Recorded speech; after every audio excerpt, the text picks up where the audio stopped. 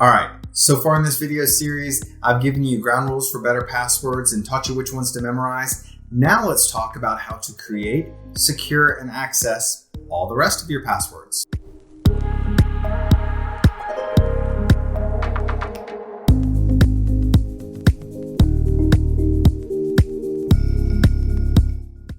Password managers. There are many great ones out there and I'm not going to list them all. So let me start by giving you some things to consider here.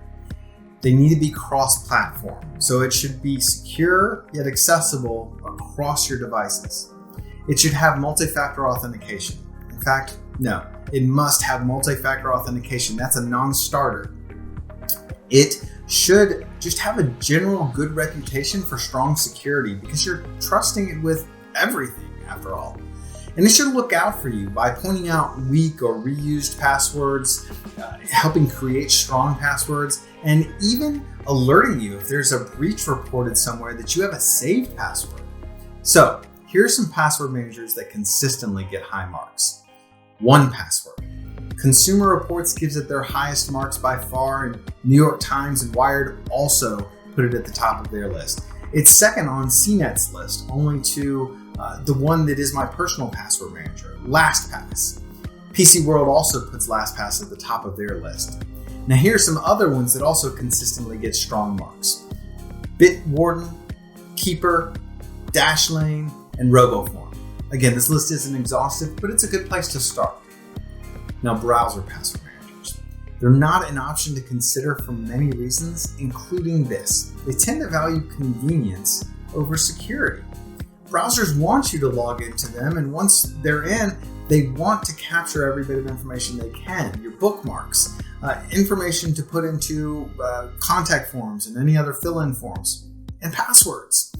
They're not being nefarious here. They just want to be sticky in your life. But usually all of your work and personal passwords end up getting commingled in a place that just isn't as good as the password managers I'm talking about.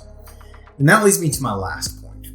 Our work and personal lives are only getting more intertwined. You've got work, email, and calendar on your personal phone. You're using your work computer to log into your bank account, your personal email, everything else.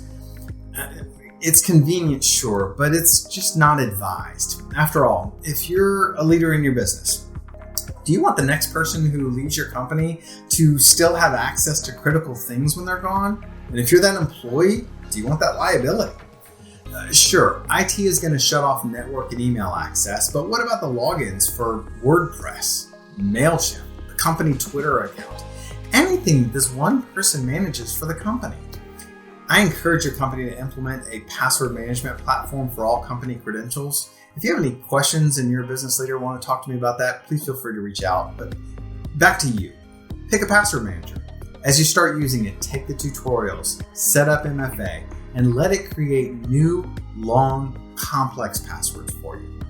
Next up, I'm going to talk to you about some ways in which you'll still be vulnerable and how you can be a master at spotting the work of the bad guys.